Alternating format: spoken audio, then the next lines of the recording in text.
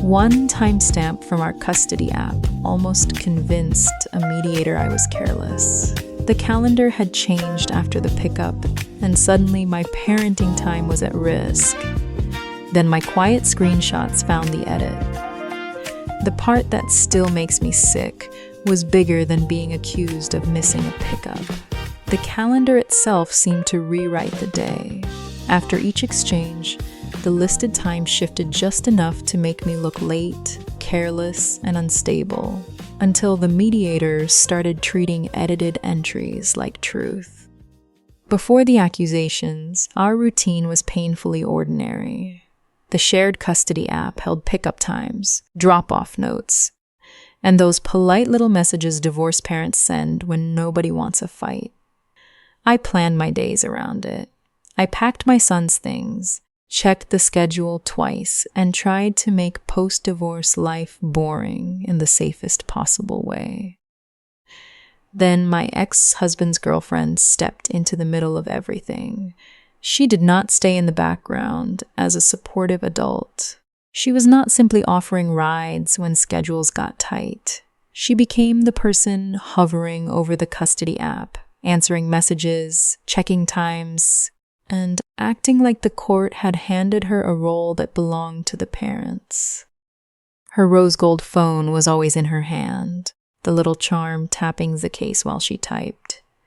She spoke with that calm certainty people use when they want you to sound unreasonable first. Ordinary coordination started to feel like being audited by a stranger. At first, it was easy to doubt myself. I had to decide whether pushing back would protect my son or make me look hostile. A pickup would be listed one way when I checked it, then look different later. A message would come back with the tone of someone scolding me instead of coordinating care for my son. If I objected, my ex treated my objection like proof that I was emotional. If I asked why the time had changed, I was told I must have misread it. That was her blind spot, though. She trusted the surface of the app too much. She seemed to believe that if the screen showed a time, everyone would accept it as reality. She did not act worried about the trail behind the edit. She acted like the edit was the trail.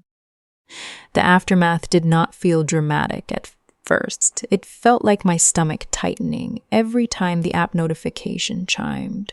I would arrive when I believed I was supposed to arrive, with my son's backpack ready and the handoff planned, and then I would get the look. Sometimes it was a sharp message. Sometimes it was a record inside the app that suddenly made me appear late.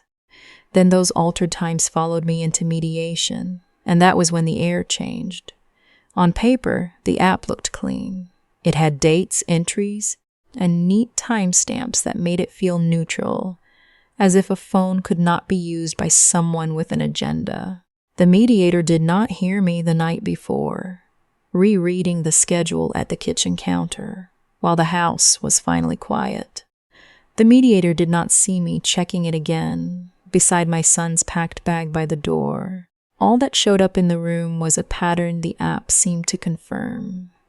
That is how the system failed me. Nobody started by asking whether the records could have changed. The adults in the room treated the entries like they had arrived untouched, complete, and honest. My explanations sounded defensive before I finished them. My screenshots sounded like excuses. Every time I tried to correct the story, I looked more desperate, and the more desperate I looked, the easier it became to dismiss me. But one strange detail stayed in my head. Some screenshots showed time zone differences that did not match the version being waved around later. It was small, almost boring, the kind of technical oddity people skip because they want the emotional part. I did not know what it meant yet. I only knew it was the first thing that refused to behave like the lie. The breaking point came when I realized arguing inside the app was helping the wrong person. Every emotional response gave my ex a new line to point at. Every frantic correction gave his girlfriend another chance to sound calm, polished, and superior. I could feel myself being pushed into the role they had prepared for me. The unreliable mother, the angry mother, the parent who could not handle simple logistics. But here is the part nobody talks about. Sometimes the strongest move in a custody fight is not the loudest one. Sometimes it is deciding that your next message will be plain enough to survive court and exact enough to become evidence instead of ammunition. So I stopped arguing. I stopped trying to make people understand me while they were busy, deciding what my tone meant. When a pickup time looked wrong, I did not send a paragraph. I took a screenshot. When an entry changed, I saved the old version and the new one. When my hands were shaking, I waited until I could write one plain sentence that sounded like it belonged in a file, not a fight. The fear did not disappear. I still worried that the wrong record could cost me time with my son. I still felt the humiliation of being judged by entries I knew were wrong. But something shifted. I was no longer begging for approval from people who had already chosen the story. I was building a record they could not rewrite. That choice became my first real power. Once I made that decision, the plan became almost painfully simple. I was done writing long messages that sounded more frantic the longer they got. I was not going to beg the mediator to believe my memory over a clean-looking screen. I was going to document exactly what the app showed when it showed it, and how those details shifted after the fact. So I started taking screenshots with the clock visible. I saved the ugly versions too, the ones with time zone differences that made the screen look confusing. I wrote down pickup windows, the actual arrival times, and the moments when an entry seemed to change after everyone had acted like the schedule was settled. My notes were not dramatic. They were repetitive, plain, and honestly a little tedious. That was why they mattered. Then I brought the whole thing to my attorney. I did not bring it like a woman throwing accusations across a table. I brought it like a timeline. She saw what I was starting to see. The real evidence might not be the calendar view at all. It might be buried in the app's sync logs, where changes could show when data moved, what version existed first, and when the official-looking entry became something else. If you like stories where patience does more damage than shouting, stay with me and subscribe, because the smallest technical detail becomes the thing nobody in that room can talk their way around. The plan was not to prove I was a perfect mother. The plan was to prove the record was not as innocent as it looked. The first small victory did not happen in a courtroom. It happened in a folder on my phone that finally made sense. At first, the screenshots felt like scraps from a bad dream. There was one version here and another version there, and each one made me wonder if I was seeing patterns, only because I was scared. Then I started placing them in order, and the timeline began to breathe. There was a pickup listed for one time. There was a later version showing another. There was a note that matched what I remembered saying at the door. There was a time zone marker that quietly refused to fit the rewritten story. Here is the part that kept me from losing my mind. The mess was the proof. If everything had matched perfectly, I might have had nothing. The strange, irritating details were the first proof that something under the surface did not line up. Little by little, I could sit at the kitchen table and feel the panic turn into something steadier. It was not joy, and it was not real confidence yet. It was balance. It was the feeling of my foot catching on the step right before I fell. Meanwhile, she kept acting as if the strategy was working. My ex's girlfriend did not know. I had stopped trying to persuade her. She did not know every changed entry was being saved instead of argued over. She did not know the app she trusted was creating patterns my lawyer could ask for in plain language. My ex kept leaning on the same words too. Late. unstable, careless. He repeated them so often they almost sounded official, but repetition is not proof. It is just noise with confidence. Underneath all that noise, I finally had something stronger than a comeback. I had dates, screenshots, mismatched time zones, and a reason to believe the official version had left fingerprints. Then the case shifted again. I realized collecting evidence was not enough if I kept sounding like the version of me they wanted the court to see. That was the cruel part. I had to become disciplined in a way that felt almost unnatural. There could be no sarcasm, no side conversations, no warning my ex's girlfriend that the edits were being tracked, and no emotional speeches to my ex, even when every instinct in my body begged me to defend myself. That mattered because custody conflict rewards whoever looks calmer on paper. She had been using that against me, turning my fear into something she could label instability. So I adapted. I wrote every message as if a judge were already reading it. If a pickup time was disputed, I stated what I saw, kept my tone flat, and saved the real proof somewhere else. I would type a paragraph, delete most of it, and leave the one sentence that could survive being read out loud in a hearing. There was a real moral weight to that silence. Staying quiet can feel like feeding the lie. It can feel as if you are letting someone erase your parenting while you politely hand them the eraser. My attorney reminded me that I was not trying to win an argument in the moment. I was trying to walk into an emergency hearing with enough documented proof that the argument itself changed shape. So I recommitted to the hardest part. I would let them think the old trick still worked. I would let her keep trusting the visible screen, and I would wait for the records behind the screen to speak. The trap was set in the most ordinary way possible, through paperwork. There was no parking lot ambush, no screaming at pickup, and no dramatic moment where I waved my phone in her face. My attorney prepared to subpoena the custody app's sync logs before the emergency hearing, asking for the kind of records the clean calendar view could never explain by itself. That request mattered because a displayed entry can look innocent even when the history behind it is messy. A sync log is different. It can show when information updated, when versions changed, and whether an entry that looks simple moved through the system after the fact. That was my secret weapon. It was not a clever insult or the perfect courtroom speech. It was a boring technical record, and that made it harder to dismiss. I kept doing my part. I saved the screenshots. I organized the timeline. I kept the time zone differences visible, even when they made me feel embarrassed because they looked confusing. The details that once made me feel foolish were starting to look like the exact details a technology record could explain. And yes, part of me wondered if staying quiet made me cold. Be honest with me in the comments.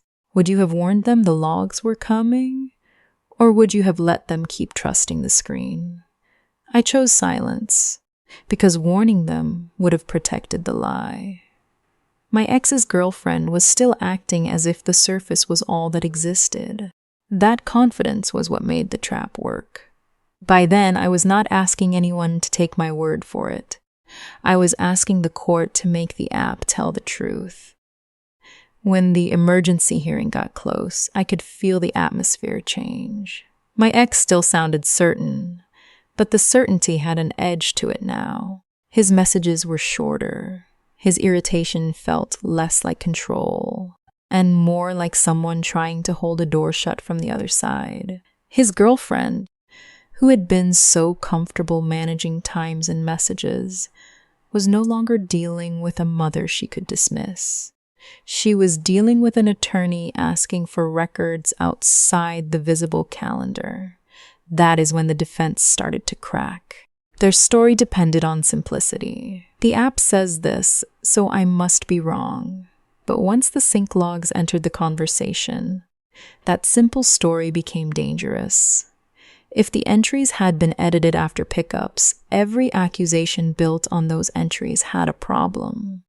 If the time zone differences matched the hidden history, then the weird technical detail was not a mistake. It was a map. But then the room stopped being about my tone.